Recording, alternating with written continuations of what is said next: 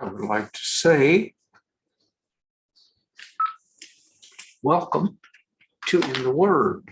Thank you for taking time out of your day to journey through a portion of God's Word as we continue looking at the subject of joy. This is the day the Lord has made, and I pray that depending on where you are in your day, if it's the beginning of the day, it truly will be a day that you can rejoice in the Lord. If you're into your day, I pray it has been a day that you have been rejoicing in the Lord and will continue to do so. And I'm really praying that by the time I get to the end of this class, there are some things that you might learn that will help you to rejoice in the Lord each and every day without respect to the circumstances of your day. I'd like to start. I do not know why. I laugh because I just did this with my clicker 2 minutes ago or less, it worked. But I'd like to start by telling you a little bit about this gentleman you see here, Joseph Haydn. Joseph Haydn, for those who are not familiar with him, was a composer of classical music, and you can see the time period of Joseph Haydn's life. Joseph Haydn was born into I guess a family, I would say, like mine. He was born into a working family. He was born into a very small village in 1732. But prior to his death, Joseph Haydn rose from poverty to great prosperity. He is considered by most students and most scholars, those who are lovers of classical music, and it's one of the genres of music that I enjoy, but he is considered to be a musical genius, universally recognized as a great composer. He dined with kings and queens in their palaces. Joseph Haydn was a true rags to riches story. He's been called the father of the symphony and the string quartet, which I thoroughly enjoy string quartets. And he is considered the man who gave birth to the string quartet. He was a friend of Mozart, as you can see here, a teacher of Beethoven, and his compositions cover a wide range of musical genre. It included music for symphonies, operas, string quartets, as I said, musical compositions for solo instruments, and composition for instruments that were being accompanied by orchestras on a very big or very grand scale. His compositions included works for keyboards, for pianos, for organs. He wrote chamber music for churches. Chamber music is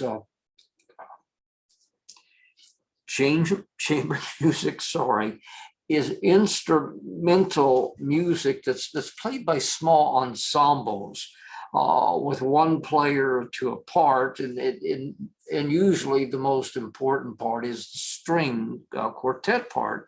Again, what I said, he's considered to be the father of.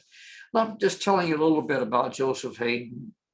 And most of this, some of this is coming from this book, a good part of it, Playing, and notice the title, Playing Before the Lord, The Life and Work of Joseph Haydn by Calvin Stappert. Stappert writes about Haydn's music.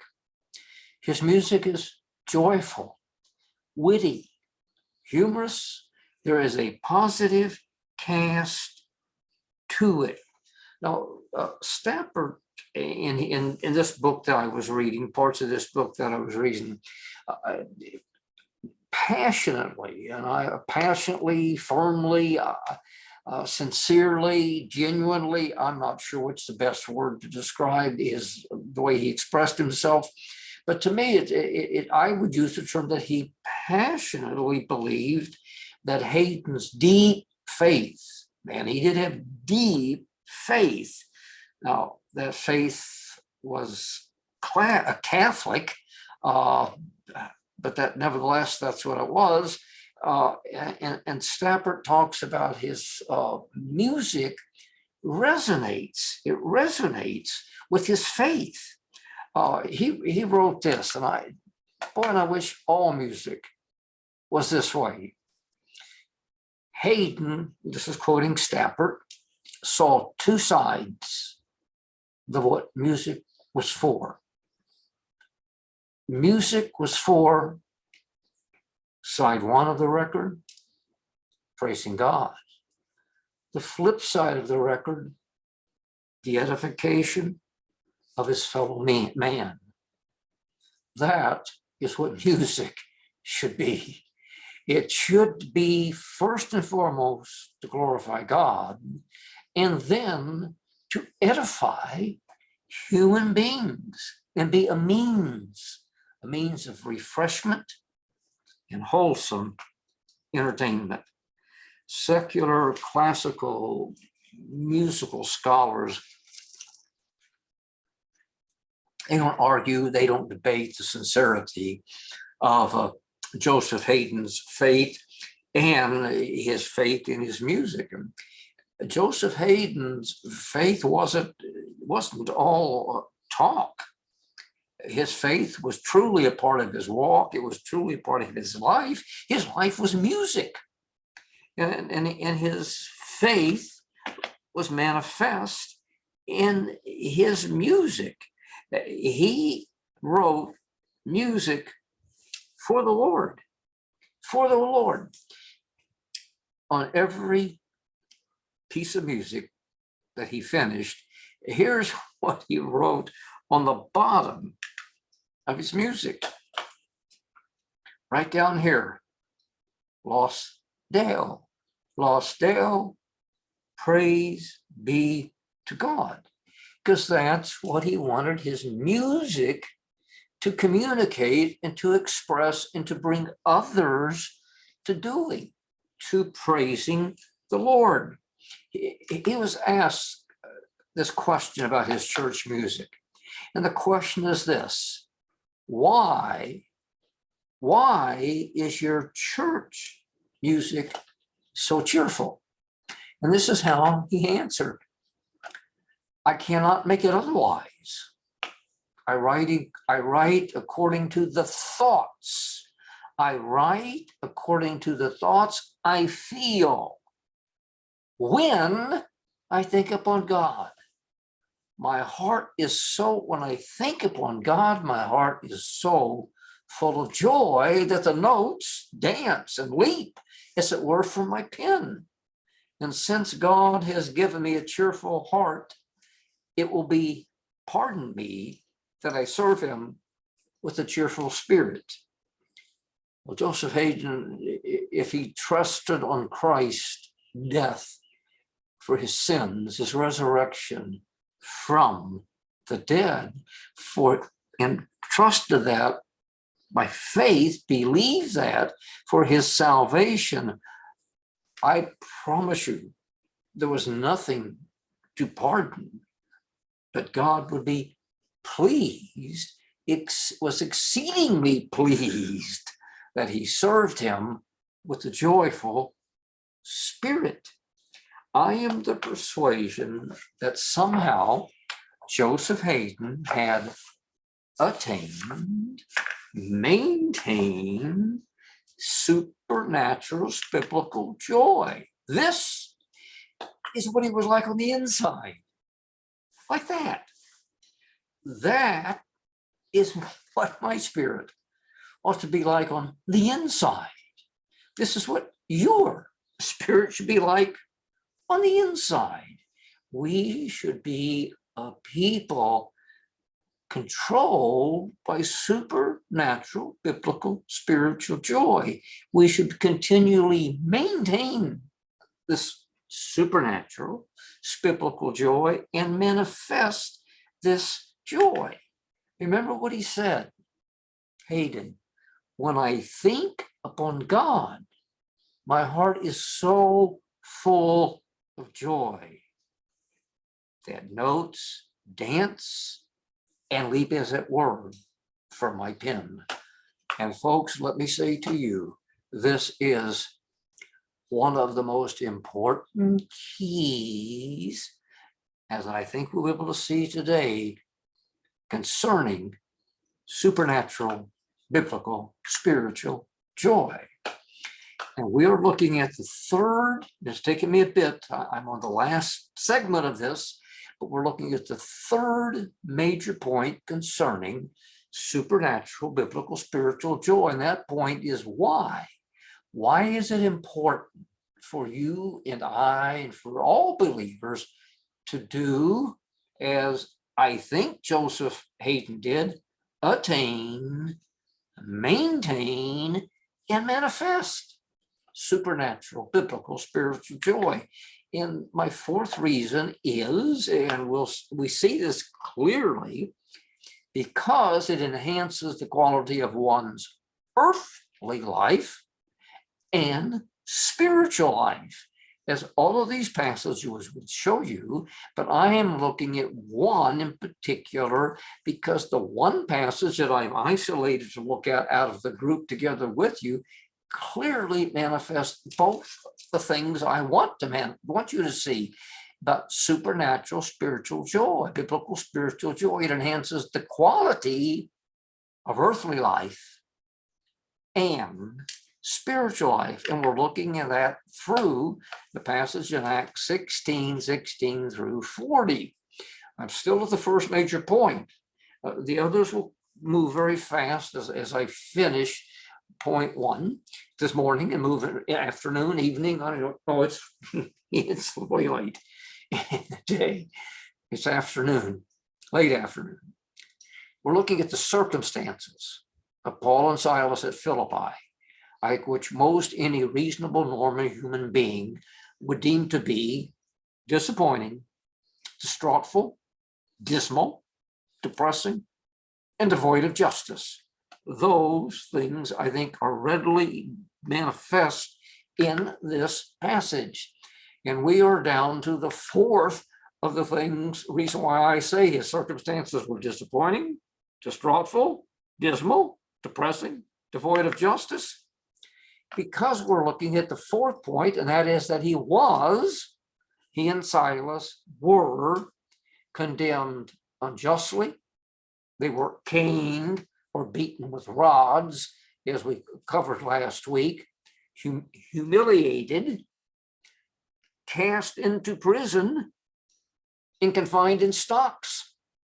That's their circumstances. And humiliated by, I call it humiliated because they were stripped of their clothing. Acts 16:22 through 24. And the multitude rose up together against them. And the magistrates, them being Paul and Silas, tore off Paul and Silas's clothes. When you see the word tear off, I've got it isolated here. When you look at this, when you think about this word, this Greek word, perigumi, please think stripped naked. That's what happened to them. They were in all probability stripped naked by the chief magistrates. And when they had laid many stripes upon them. Plague, the word for stripes, better translated, most texts do, I think, blows. But please understand, when they had laid many harsh, heavy, walloping whacks with these rods, which cut, ripped, flayed away skin and muscle tissue. They could be, depending on how severe the beating was, and I think Paul and Silas probably got a pretty severe beating because of the things we looked at last week. It could even result in death. And you can look at Exodus 21:20, Revelation 13:3 and 12, as I pointed out last week. This was a horrible, horrible beating. New Revised Standard Version translates it this way. This maybe give you a better taste.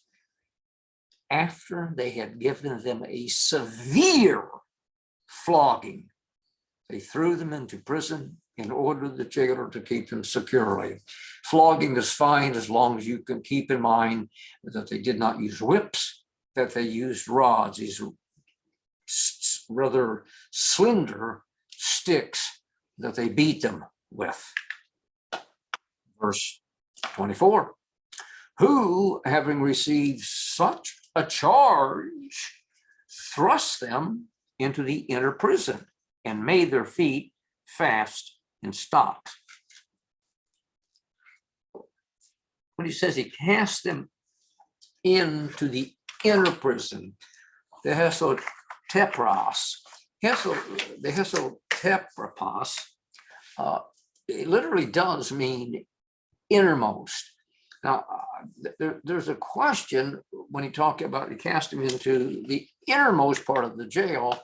I have had the privilege of spending a full day in Philippi and going through all of the ancient ruins, and there's a lot of the city still left.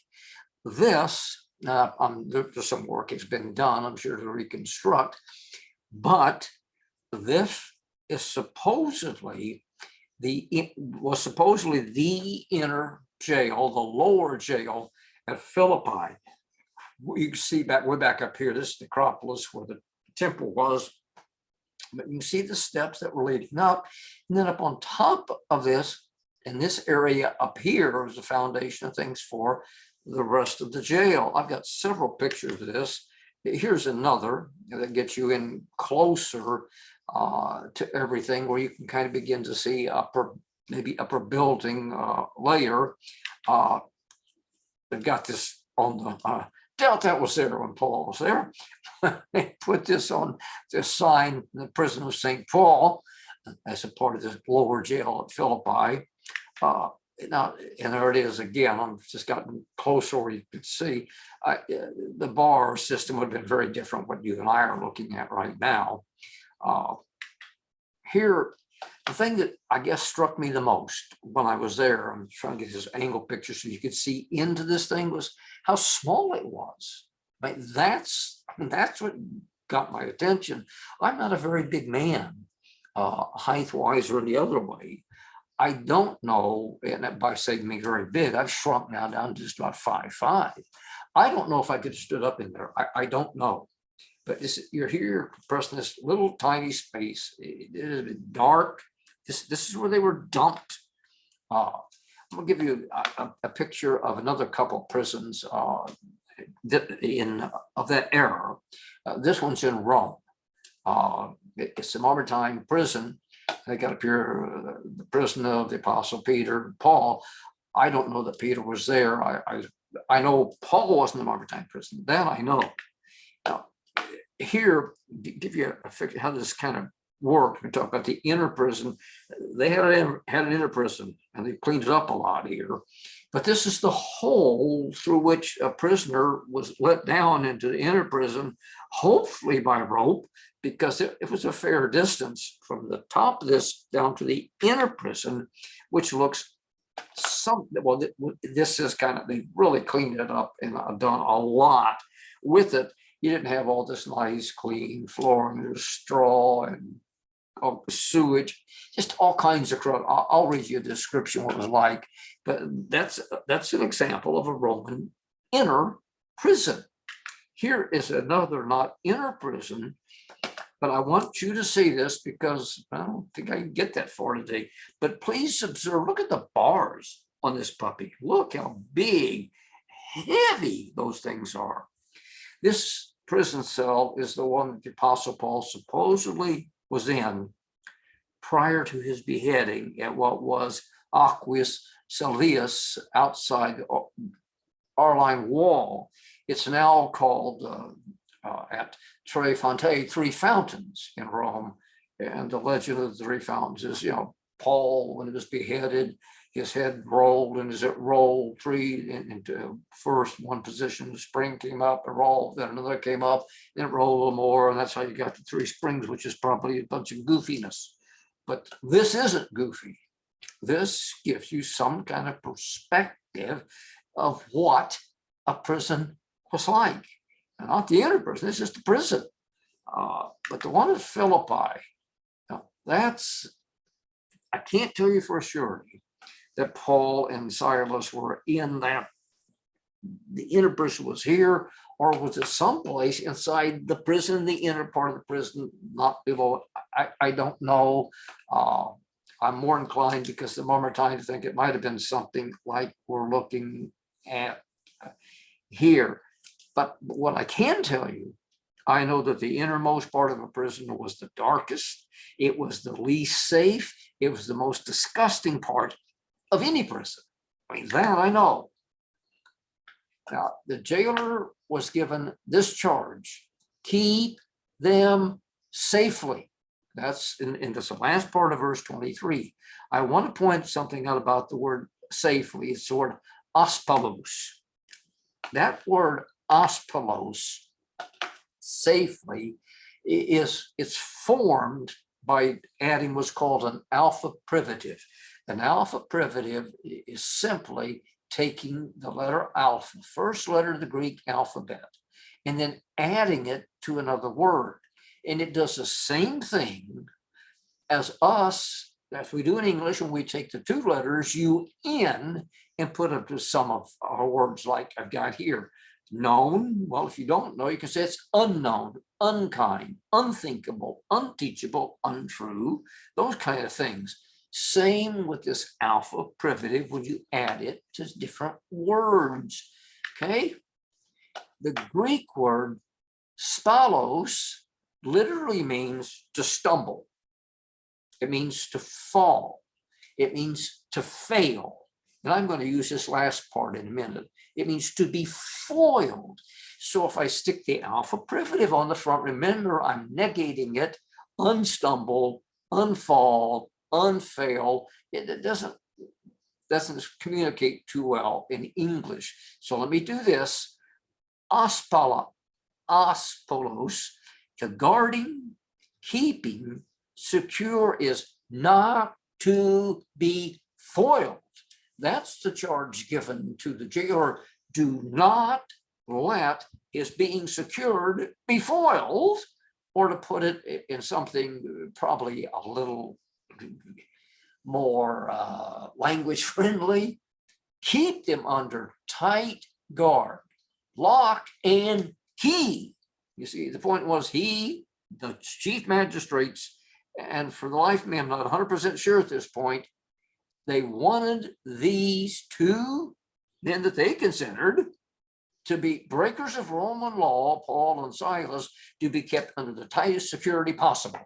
Okay, that's the command. And I want you to tell you, the chief jailer, as far as I'm concerned, he followed that order to the letter, the absolute letter. He crossed every T in the order. He dotted every I in that order. He completed that order as faithfully and fully as possible. Who, the chief jailer, having received such a charge that I just explained, thrust them into the inner prison.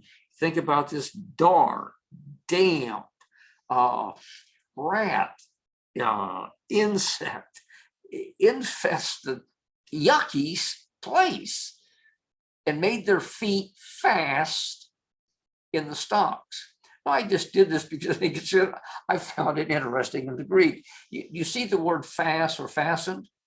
That is asphalao. Asphalao is the verb form of aspalos, the very thing they were told to do. They were told to aspalos, or the jailer was told to aspalos. And what did the jailer do? The jailer asphalao. He followed the orders, to a letter. The word fastened, I'm trying to think of better words than I could for fasten. The word stocks, zulon, means wooden stocks. So the idea is he was to place them in wooden stocks, to lock them securely in wooden stocks. Now, this is an example of wooden stock that I found online that was probably very similar to the wooden stocks of that time. You could slide, in this case, you could slide two men in here and they'd stretch your legs, and that would be it. But there were other kinds of wooden stocks used for more than just keeping somebody secure. There's a multiple hole wooden stock. Now you could put two, you can see six, or you could put three men in that, or it might be used to torture the living daylights out of one man or even two men. I'm going to read a little something to you from Eusebius's Ecclesiastical History about stocks and other things. I want you to, and I'll bring some out to light, some of these things about the laying of stripes, the plague on people. He writes, but when the tyrants, and he's talking about rulers, those who had positions of authority in Roman government, the cities. But when the tyrants' torments had been brought to naught by Christ through the endurance of the blessed, the devil invented other schemes, imprisonments in cells of darkness. Now, listen how he goes on to describe in the most loathsome places. That's what it was like to be in the inner prison. It was to be in a place of darkness, a loathsome, disgusting, repulsive kind of place. Stretching the feet in the stocks, separated, in his case, to the fifth hole. Let me back up. Here's a guy, you bring him in. I've got a six-holer that I made, but you start him here. Here goes leg one. Now you got to go over here. Whoops, come on, quit. 2, 3, 4, to the fifth hole. And what are you doing? You're spreading his legs like that as far as you possibly, well, maybe as far as possibly can, but you're stretching them way the heck out there. And just that's got to create all kinds of pain in your groin area of your body, your upper thighs to be stretched like that. In addition to the position it's going to put you in, which is going to be flat on your back, and explain why that's so bad. Go back to the flogging thing for just a minute. And I think he does as well. So let me keep moving forward. Okay. Our enemies have devised this torture, second torture, that is plugging you in and stretching out into the stocks, in addition to the stripes, the plague. What are the plague? The plague are a type of torture. I mean, this was a horrible, horrific beating. And he goes on to say, even there were those who were, even after the tortures, he's talking about here, these horrible beatings with rods, were placed in stocks with both feet stretched out, in this case, to the fourth hole. Now, here's what I was starting to say, I knew he did, so look at this. Here's what happens. You're out to the fourth hole. So that of necessity, they lay on their backs on the stocks, since they're unable to sit up because of the fresh wounds they had from the scourging over their whole body. Awful. A horrible, horrible thing. Now, there isn't anything in the account of Paul and Silas's torture, and I'll call it just that, because as he did, the torture of being beaten with these rods and thrown into the inner prison, even if they were just put in normal stocks normally, which I think was probably the case.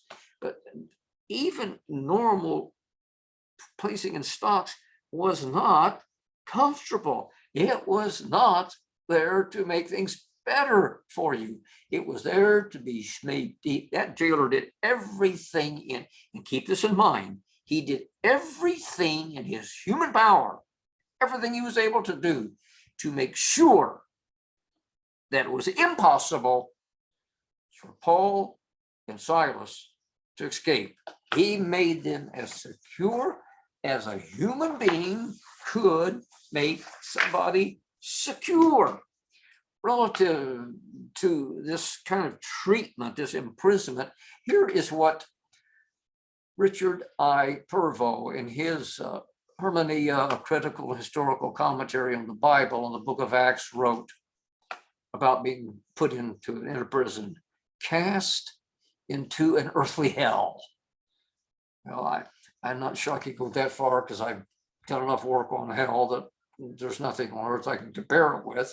But nevertheless, he is expressing this sucked in the plain vernacular.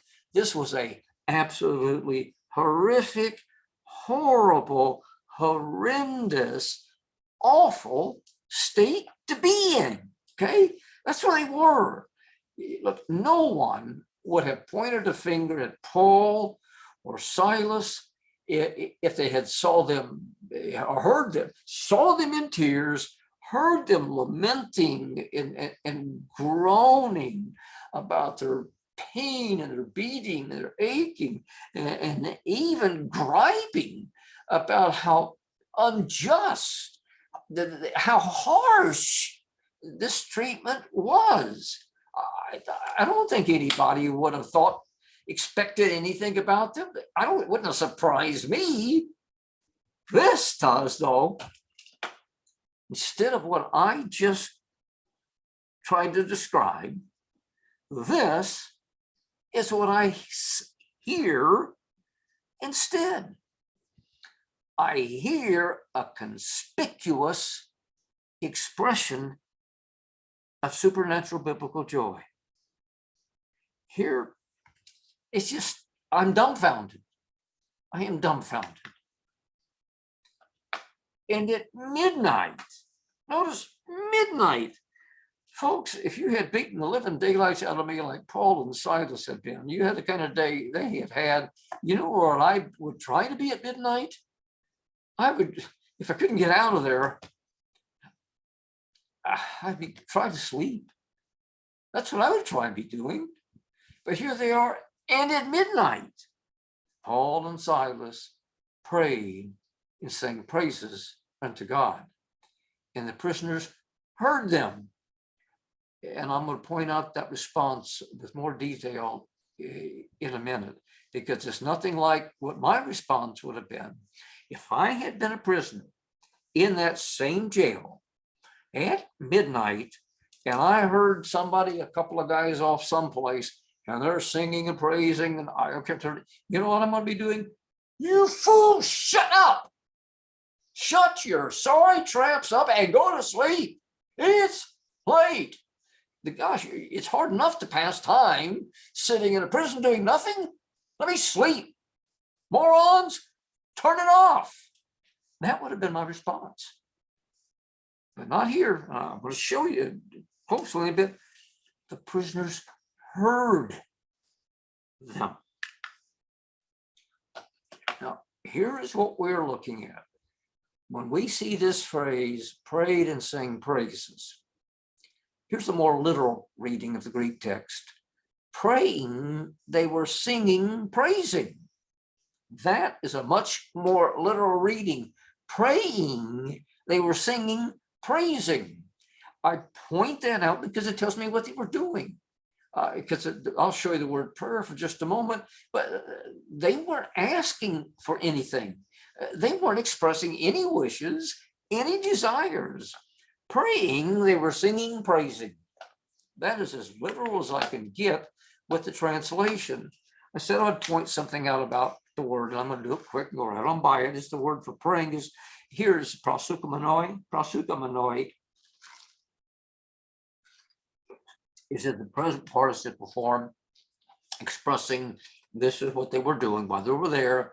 That this was ongoing. This was a was an ongoing praising and singing. Proseuchomai, I believe, is probably the most general word in the New Testament of the number of words that the New Testament uses to express the concept of prayer.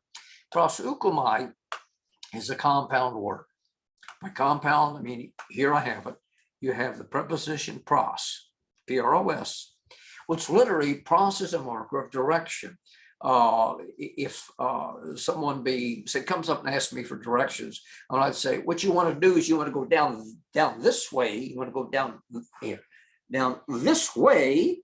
So what am I doing? I'm down this way toward the sign. Down this way toward the sign. Then you'll turn left. Toward, I'm pointing out. I'm indicating a direction.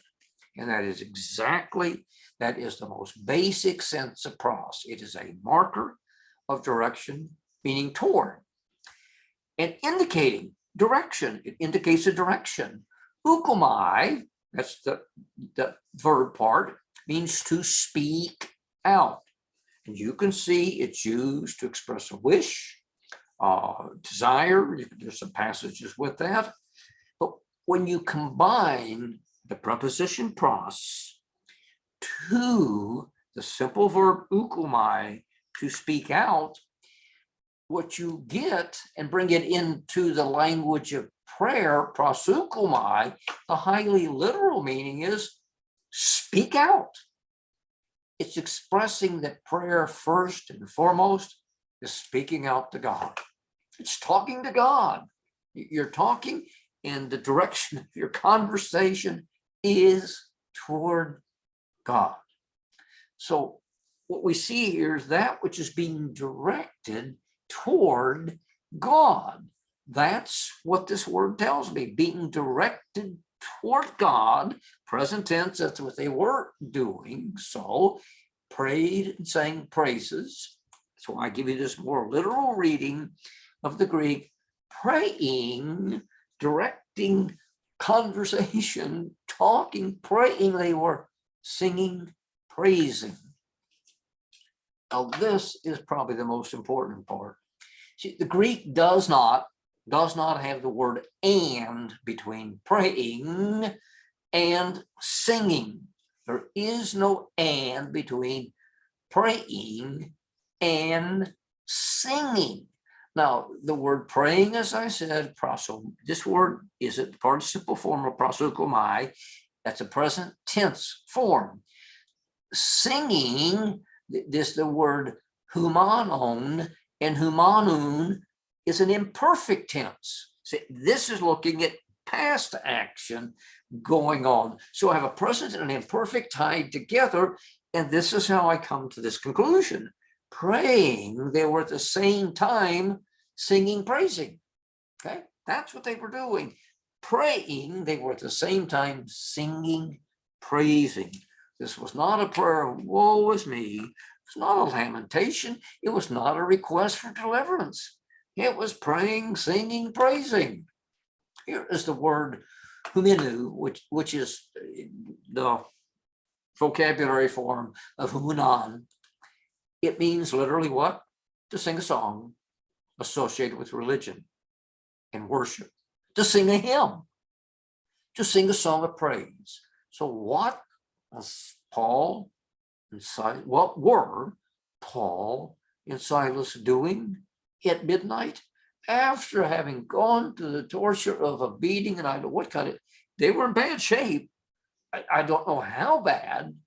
Here they were, and where were they? They're sitting in the pit of a prison. Rats running around, snakes. God only knows what's down in that rat hole with them. There they are in the dark, singing, praising God.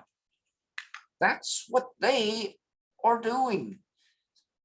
And here's humino, to show you that it has the sense of what I just said, sing praise. Saying, Hebrews 2:12, I will declare thy name unto my brethren. In the midst of the church, I will sing praise. Humino means to sing praise. So as you look at Paul and Silas, and at midnight, Paul and Silas praying, singing praise unto God. Okay, Paul and Silas praying, were singing praise unto God, and the prisoners heard them.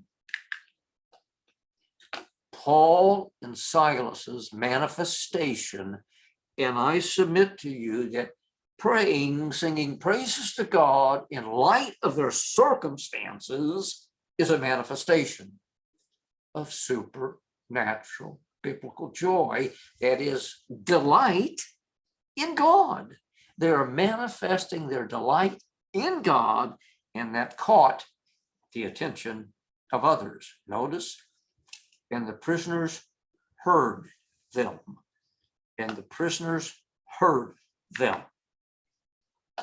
Paul and Silas' outward expression, the open manifestation of their supernatural, biblical, spiritual joy, it didn't fall on deaf ears, nor was it rebuked. Like I said, I would have rebuked him. I'd have been yelling, screaming, and maybe saying things person ought not be saying to him. I want to shut up.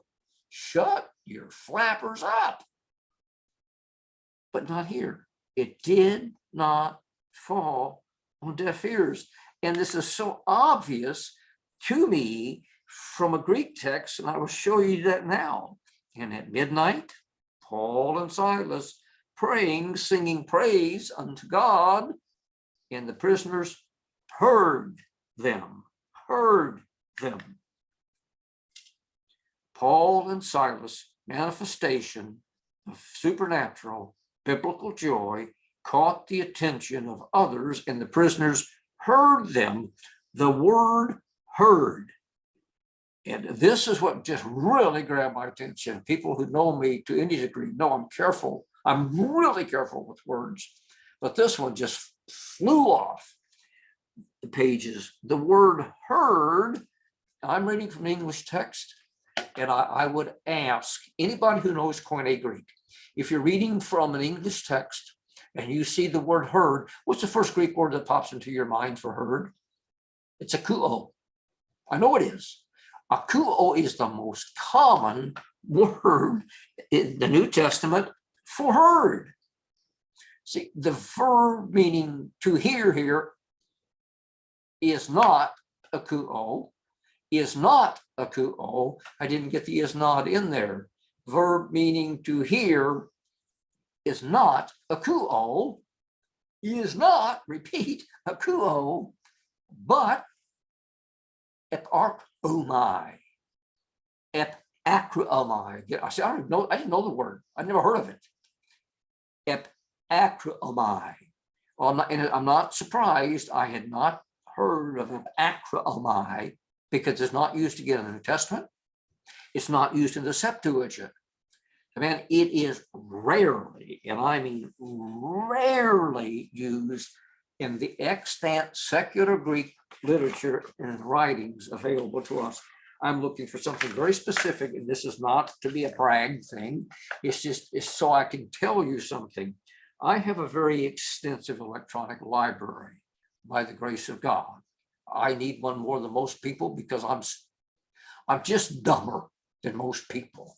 I need to read more and understand better. So in my electronic library, I have more than 8,000 books and periodicals, and that includes the full set of, these guys are called Piraeus, I think. I'll have it up here. Literature. Now, 8,000, understand, 8,000. And compared to the Greek word akuo, just looking in the New Testament, akuo is used 428 times. Akuo is used 1,024 times in the Septuagint. Akuo is used 175 times in the Apostolic Fathers. Akuo is used 3 more times in the Dead Sea Scrolls. Akuo is used 74 times in the New Testament, Apocrypha, 300 times in the pseudepigrapha, 402 times in Josephus, 262 times in Philo, and akuo is used a whopping 8,025 times in my 456 Greek classics. That is a total number of uses of akuo in my more than 8,000 resources is 10,693 times. Okay, that's a lot. In comparison, in all of those same resources, the word epakraumai is only used 4 times. 4 times. This is an exceedingly rare word. Exceedingly rare. So my mind, why? Why did God the Holy Spirit use such a rare it's this thing spit out, Carl. Akraomai. Why not akuo? What is it that he wanted to make sure I did not miss by using this word? And here's what it is. When we're talking about these men in the prison with Paul, men, like I said, if I'd have been with them, I'm not sure it could have been one of them. But there was something. There was something as Paul and Silas praying, singing, praising God that caught these men's attention and caused them to akraomai, or listen attentively to, listen closely to, listen intently to, listen thoughtfully to, listen to meticulously. They were concentrating with pretty much everything they had and were to hear with thought.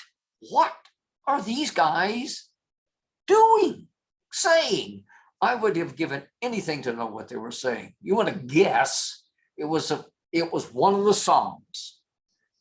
These men were Hebrews, Jews, ethnically raised in the Jewish religion, steeped in the Hebrew scriptures. And I just have a gut feeling it was one of the Psalms, and I would give anything to know, but I don't know. But what I do know is what these prisoners, these men in the same prison that Paul was doing. Now, I'm going to give you, I can't show you the word again in the New Testament. It's hard to find its uses. I found 2 places. I'm going to give it to you. I want you to understand what it means to really turn on the ear. And this is what I was trying to say. I've got all the old classical library digitally. Here's a quote.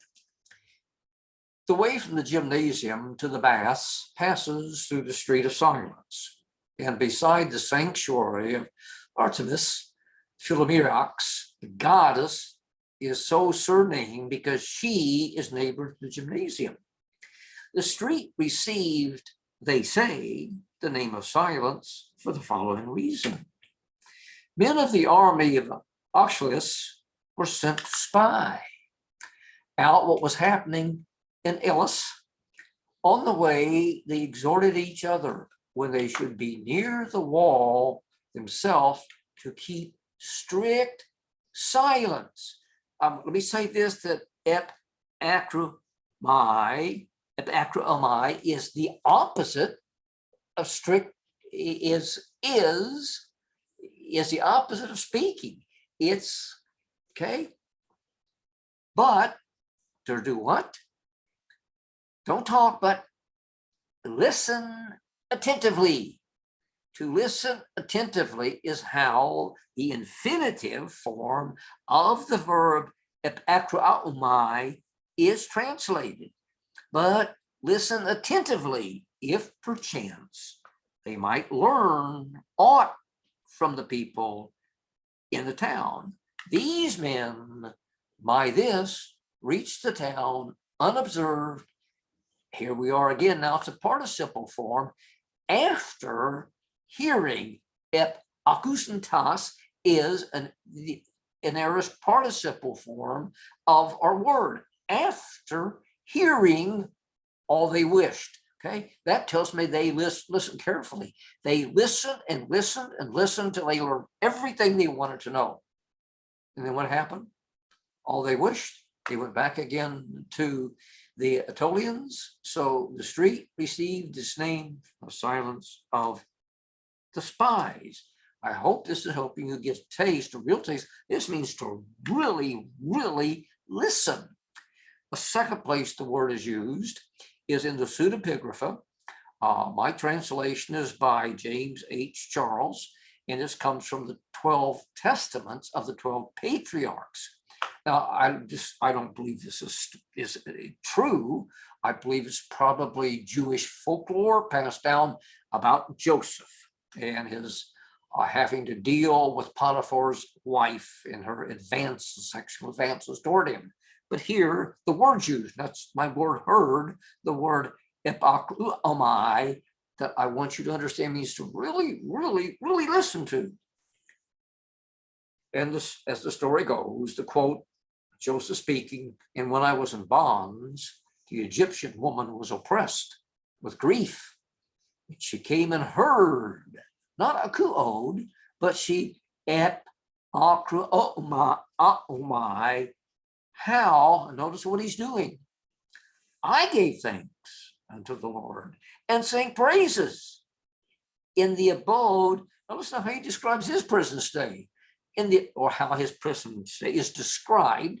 And this description obviously comes from realistic life at that time.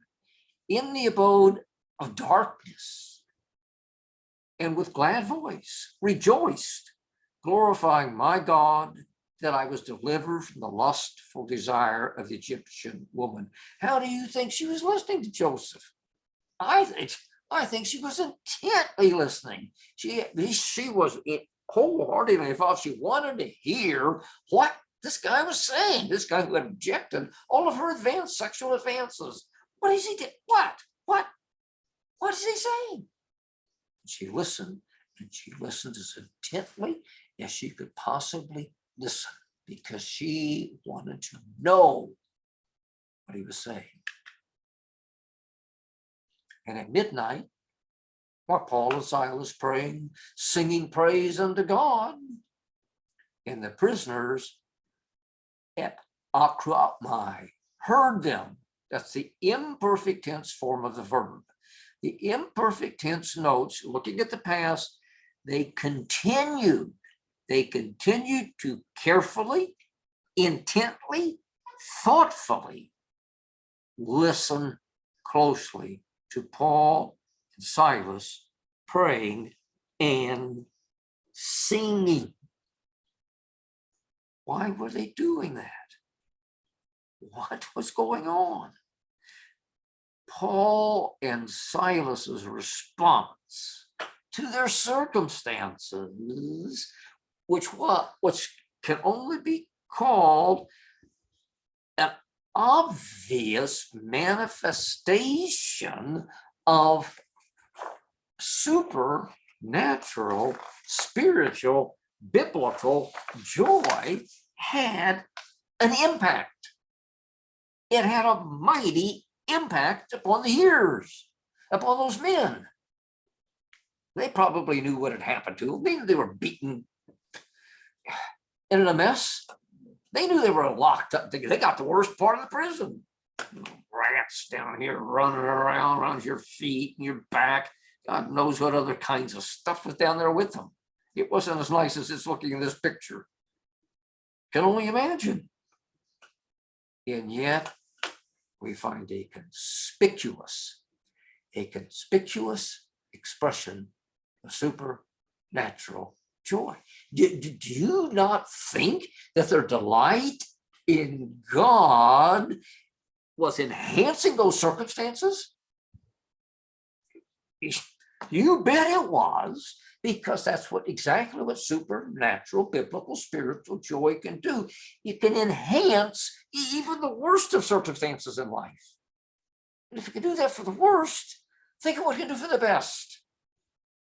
Why should believers desire to have and manifest supernatural biblical joy? What more can I say to you as to why? Praise of God by Paul and Silas was an open manifestation of supernatural, biblical, spiritual joy. Let me say these things to you. When life seems to turn dark, it pours out mental, emotional embarrassment. And we all can face that. Seldom will we probably ever face the kind of mental, emotional embarrassment, even the humiliation and degradation of public nudity. That's really being embarrassed. That's really being mentally, emotionally placed under great stress. Sometimes life turns dark and pours out different kinds of mental, emotional stress, embarrassment. I don't know what yours might be. Maybe today, maybe tomorrow, I don't know.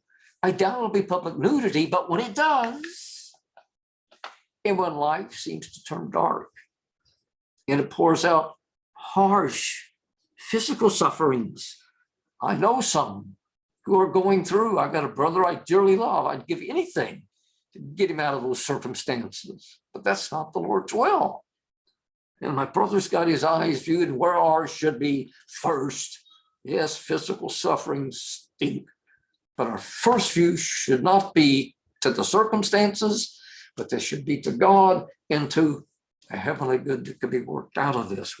Remember, these things were working for us in eternal weight of glory, but nevertheless, when life seems to turn dark and it pours out harsh physical sufferings, even the unjust infliction, as Paul and Silas had to endure, of severe pain. Let me also say, then, when life seems dark, it sucks you right in the gut by snatching away your personal freedom. We don't think about this today in the United States. So far, we've been fortunate. We have not, so far we have not, as believers, been placed in these circumstances. Believers across the world have, in many places. We just haven't. Does that mean we're not going to? Not necessarily. And I'm a person who holds to a position, some may or may not. But I'm a person who believes that prior to the day of the Lord event, that which we most time call the Great Tribulation, but before that time period falls, I believe the church is taken out. But that doesn't mean that we're not going to go through these kind of tribulations. The church has before, as we're seeing in the picture, churches in different parts of the world. So when life seems dark, it socks you in the gut by snatching away your personal freedom. And there are other ways it can be snatched away, to being placed in jail. It can be done mentally, emotionally, through relationships. There are things that do that. When life seems dark and sucks you in the gut, this way, here. When those things happen to you, things, maybe not the exact same things that happened to Paul and Silas, but things fall in the realm of the same nature. What do? Do what they did. Turn your mind to thinking about God. Actively calling to mind. I'm going to give you several things that are critical if you want to know supernatural, biblical, spiritual joy. You need to turn your mind to God, actively calling to mind. That means to think. Think about who he is. I'm assuming you know who he is. I pray you do. If you can't sit down to yourself and a piece of paper, if you can't write 15, 20 or more attributes, things about the nature, the character of God, but you're going to be in trouble when tribulation and pressures strike, because it's knowing who he is that brings relief, hope, comfort, actively calling to mind who he is, and actively calling to mind all he has done for you. In times of intense stress, times of pressure, times of trouble, times of tribulation, times of suffering, it's a time to actively call to mind and think about who God is and all he has done for you. Is he going to do less now? Actively call to mind all he has promised to do. This is what I believe Paul and Silas, this is exactly what they had been doing. And actively keep calling him and these things to your mind until actively keep calling God to your mind, who he is, the things he has done, the things he has promised to do, until you can delight in him. And the joy of the Lord becomes your strength, and you are praising him. Just as we see in Acts chapter 16, verse 25, with the Apostle Paul and Silas. It was the joy of the Lord that was their strength. That is why they were praising him. And the joy of the Lord can become your strength if you will try to make application of these things. Actively call out in all your dark circumstances and your good ones. Actively call to mind who God is. Actively call to mind all God has done for you. Actively call to mind all of the promises he has made to you, and actively keep calling him and these things to your mind. You keep mulling them over and over and over and over until you can delight in him, and the joy of the Lord becomes your strength, and you are praising him. May these truths be knit to your heart, to your mind, to your soul, by the Spirit of God, to the glory of his Son, Jesus Christ. Amen.